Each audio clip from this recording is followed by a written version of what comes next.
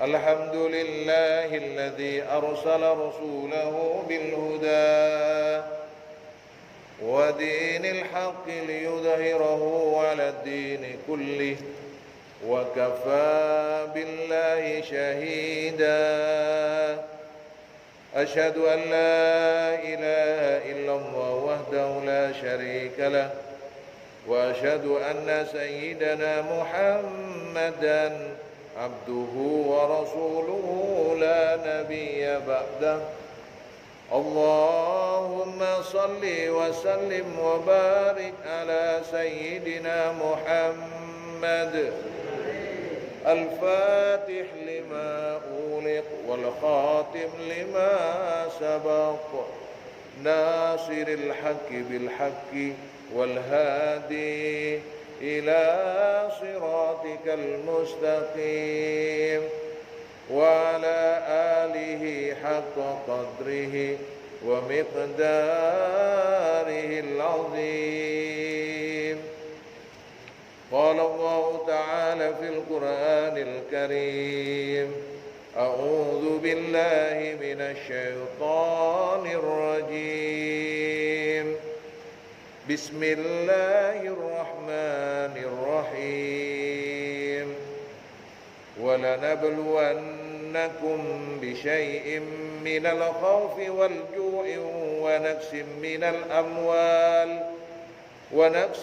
الأموال والأنفس والثمرات وبشر الصابرين الذين إذا أصابتهم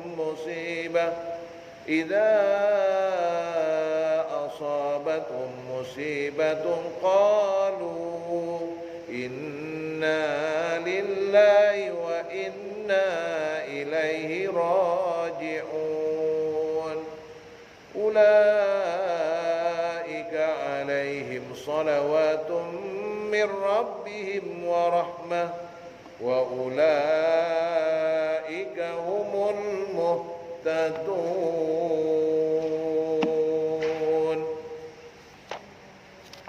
صدق الله العظيم.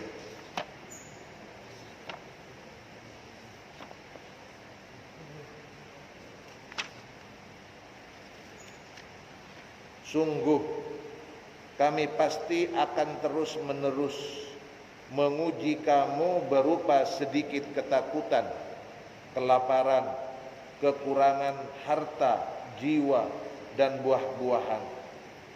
Dan sampaikanlah berita gembira kepada orang-orang yang bersabar, yaitu orang-orang yang apabila dirinya ditimpa musibah, mereka mengucapkan inna lillahi wa inna ilaihi raji'un. Sesungguhnya kami adalah milik Allah dan kami akan kembali kepadanya. Mereka itulah yang mendapat banyak keberkatan yang sempurna dan rahmat dari Tuhan pendidik pemilik mereka, dan mereka itulah orang-orang yang mendapatkan petunjuk. Maha benar Allah dengan segala firman-Nya. Ashabul fadilah, para alim, ulama, para asatid, para sepuh, bini sepuh, segenap takmir Masjid Al-Furqan, Bapak Ibu jamaah salat Maghrib dan Isya yang dirahmati dan semoga dibarokahi oleh Allah Subhanahu wa taala. Pertama, mari kita bersyukur kepada Allah. Semoga syukur kita kepada Allah menjadi salah satu sebab, salah satu jalan kita semua mendapatkan tambahan nikmat Islam, nikmat iman, nikmat ihsan, sehingga dengan rahmat Allah kita semua diberi umur yang panjang untuk beribadah, diberi Allah rizki yang halal, yang luas, yang barakah, yang menjadikan kita semua semakin bersyukur kepada Allah Subhanahu wa taala.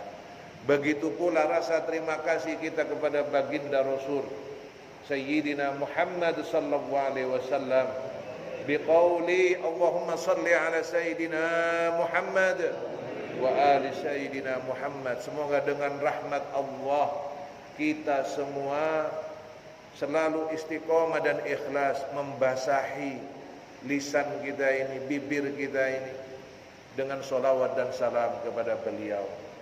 Semoga dengan rahmat Allah kita dianugerahi termasuk dari hamba Allah umat Sayyidina Muhammad yang selalu mengamalkan sunnah-sunnah beliau. Semoga kita dengan rahmat Allah termasuk dari golongan yang mendapatkan minuman dari telaga Al-Kautsar yang dihadiahkan Allah kepada beliau. Dan semoga dengan rahmat Allah kita semua termasuk dari golongan yang mendapatkan syafaatul uzma, pertolongan yang agung yang besar kelak pada hari kiamat. Amin ya rabbal alamin. Pagi tadi, sebentar saya kasih sebentar ya, sekilas. Pagi tadi banyak orang yang bingung. SMS, WA semuanya. Iya, kaitannya dengan puasa Rajab. Ini gimana, saya sudah sahur ini Ustaz. Iya. Ya saya bilang, kalau sudah niat, mau niat puasa, lanjutkan. Tinggal niatnya dirubah. Niatnya bagaimana? Niat saumi mutlak. Puasa mutlak itu kapan saja. Sama seperti sholat mutlak. Sholat mutlak itu boleh dikerjakan setelah sholat ba'diyah isya terus sampai bapak jempolnya abuh, enggak apa-apa wis. Ya, ini guyon Pak. Nanti diabuhno temen. Ya. Jadi sholat mutlak itu usolli sunnatan rakaataini mustaqbilal kiblati gitu. Ada anillahi ta'ala. Jadi sampai sebanyak-banyaknya.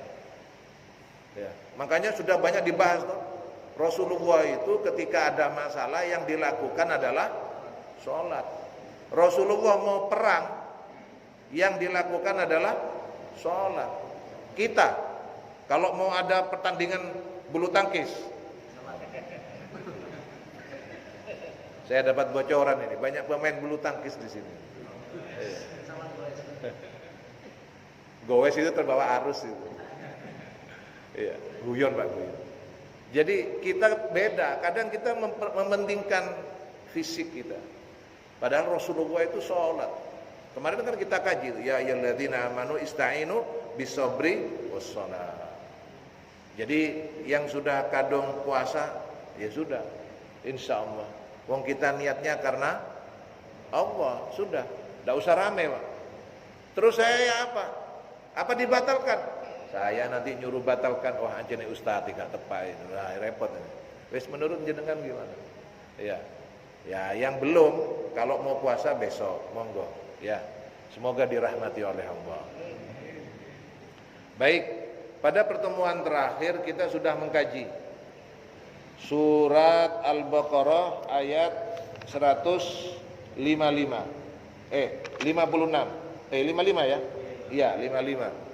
155. Kemarin kita sudah kaji sebagian bahwa kita ini nggak diuji. Semua orang siapapun kita ini apa sih Pak, Bu, dibandingkan Rasul itu. Makanya Rasulullah itu sampai dihibur oleh Allah ketika beliau ditinggal oleh orang-orang yang dicintai beliau, yang dikasihi beliau. Hingga tahun itu disebut dengan tahun kesedihan. Dihibur Rasulullah itu. Dihiburnya Rasulullah bagaimana? Dengan cara apa? Ini salah satu yang terjadi di bulan Rajab ini. Asra bi'abdihi lailan minal masjidil haram ilal masjidil aqsa alladhi barakna linuriyahu min ayatina ila akhir. Jadi sholat itu hiburan Pak, itu Pak. Hiburan Allah kepada Rasulullah. Nah kalau saya sama bapak-bapak ini kok malah sholat itu jadi beban. Nah ini kalau jadi beban, nah kita ini berarti sudah tidak sesuai dengan produknya Allah untuk apanya itu fungsinya. Jadi bisa dibayangkan. Sampai Allah berikan kemudian surat Al-Insyirah, alam nashrah laka sadrak. Itu hiburan kepada Rasulullah itu. Makanya kalau saya panjenengan susah, sedih, punya apa, kesulitan, alam nashrah dibaca. Bukankah telah aku lapangkan Muhammad dadamu? Wa wada'na anka wizrak, dan telah aku letakkan beban yang ada di pundakmu. Itu hiburan semua itu. Masya Allah. Jadi semua dari kita ini mesti diuji. Diujinya apa? Dengan meninggalnya kerabat, keluarga, saudara, anak, teman. Itu ujian. Kekurangan harta, buah-buahan yang tidak berbuah, yang tidak tampak di kebun kita, di usaha kita, di pertanian kita, itu ujian. Walaupun kemudian saya lanjutkan di sini, ada yang memaknai, ya, walaupun ini tidak umum, ba'dul mufassir, sebagian mufassir mengartikan annal murad minal khauf hahuna khaufullah, bahwa yang dimaksud takut itu, khawatir itu di sini maknanya takut kepada Allah. Bahwa rasa takut itu kan wajar, khawatir itu kan wajar. Ada yang memaknai ju', lapar itu adalah ketika bulan Ramadan, kita mau melaksanakan puasa Ramadan. Wa binaqsil amwal, atau berkurangnya harta dengan mengeluarkan zakat. Ada yang menafsirkan seperti itu. Wal anfus, dan jiwa-jiwa yang meninggalkan kita, yang sakit, ada yang memaknai sakit. Wa thamarat, berbuah, maknanya keturunan. Wa fi hadan nadar wallahu a'lam. Ini pendapat, ada yang mengatakan demikian. Kemarin, pertemuan kemarin saya sampaikan bahwa yang dimaksud dengan khauf itu ujian rasa takut, khawatir, kehilangan. Nah, itu yang jumhur menafsirkan yang pertemuan pertama. Tapi ada pendapat yang seperti saya itu, barusan yang saya sampaikan ini. Jadi yang dimaksud ujian itu rasa takut. Takut itu manusiawi. Beda saya sama panjenengan dengan takutnya Rasulullah beda. Kalau ketika kita punya rasa takut, yang kita pikirkan penyelesaian masalahnya secara logika dulu. Betul betul. Iya Pak. Orang sakit kita ini yang dicari apa Pak? Obat. Jarang yang berdoa dulu.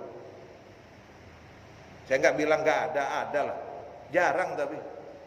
Begitu sakit, pusing, langsung paramek. Ono paramek aku. Jarang kita berdoa Allahumma shfi anta syafi la syafiya illa anta. Itu belum sakit gigi. Sakit gigi ngomel-ngomel, ojo ngomong ae lah, gak ro wong untu iki lorong. Kita kadang lupa. Rasa takut itu wajar, ada. Tapi di akhir ayat ini wabasyiris sabirin. Nah, ketemu lagi nih Pak, definisi sabar. Kemarin sabar ista'inu bisabri wassalah. Dalam taat kepada Allah, dalam kita menjauhi larangan Allah, dalam kita meninggalkan apa yang dilarang oleh Allah. Yang diharamkan, yang dilarang kita tinggal. Sabar kita itu. Tetap istiqomah. Nah, sabar yang sekarang ini, yang berikutnya ini yang sekarang ini, yang kita kaji. Wabasyiris sabirin, berilah kabar gembira. Siapa yang perlu diberikan kabar gembira ini, Bapak Ibu yang dirahmati Allah? Disampaikan di sini, alladzina idza asabathum musibatun qalu inna lillahi wa inna ilaihi raji'un. Orang-orang yang sabar yang dimaksudkan di sini adalah orang-orang ketika dia mendapati musibah, menghadapi ujian dari Allah, maka mereka langsung berucap istirja. Istirja artinya apa? Istirja itu dari kata roja'a, mengembalikan urusan semua yang kita rasakan, yang kita hadapi kepada Allah. Yang dia katakan adalah, sesungguhnya saya adalah milik Allah, kami milik Allah, dan semua akan kembali kepada Allah. Ini definisi dari orang yang sabar pertama, yang menyadari bahwa dirinya itu adalah milik Allah, bahwa dia itu akan kembali kepada Allah.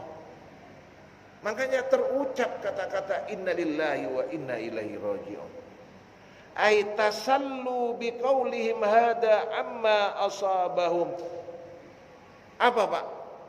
Orang-orang yang berkata inna lillahi wa inna ilaihi raji'un, mereka menghibur diri mereka. Menghiburnya bagaimana? Menyadarkan dirinya, mengakui dirinya bahwa dia adalah milik Allah dan semua akan kembali kepada Allah. Sallu ala Nabi Muhammad. Sallu ala Nabi Muhammad. Jadi kita ini hakikatnya tidak memiliki, bahkan kepada diri kita sendiri, yang kita rawat, yang kita rapikan, yang kita luar biasa. Bahkan kita tidak berhak kepada diri kita sendiri. Ini orang yang sabar, yang mengakui kebesaran Allah. Wa alimu annahum milkullah yatasarrafu fi abidihi bima yasha. Maka ketika seorang hamba menyadari, berucap inna lillahi wa inna ilaihi raji'un, di saat itulah hamba tersebut mengakui bahwa Allah yang menentukan nasibnya hambanya sesuai dengan keinginan Allah. Sesungguhnya Allah itu fa'alul lima yurid. Allah bisa melakukan apa sekehendak Allah. Maka orang-orang yang berucap demikian itu menyadari siapa dirinya, bahwa Allah yang menentukan jalan hidupnya, ketentuan untuknya.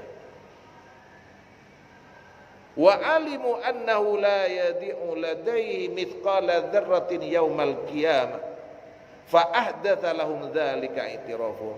Maka orang-orang ini, hamba-hamba ini, orang-orang yang dikatakan sabar ini, Bapak Ibu yang dirahmati Allah, mereka pun menyadari bahwa ketika mereka menyadari diri mereka adalah milik Allah, semua kembali kepada Allah, Allah tidak akan menyia-nyiakan mereka. Maksudnya bagaimana? Bahwa Allah akan memberikan balasan kepada hamba-hambanya yang mengakui keterbatasannya. Akan memberikan pahala Allah kelak pada hari kiamat kepadanya. Makanya dia tidak melawan, tidak marah. Dia menyadari siapa dirinya dan dia berupaya untuk memperoleh ridho, pahala yang Allah siapkan kelak pada hari kiamat. Semoga dengan rahmat Allah kita termasuk dari golongan ini. Amin ya rabbal alamin. Amin ya rabbal. Jadi ini orang yang sabar, yang Allah perintahkan kepada mereka untuk diberikan kabar gembira.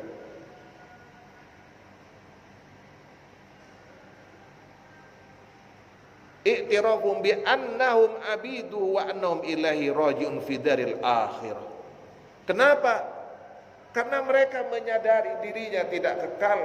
Mereka akan kembali kepada Allah dan kelak akan menghadap Allah, terutama kelak pada hari akhir.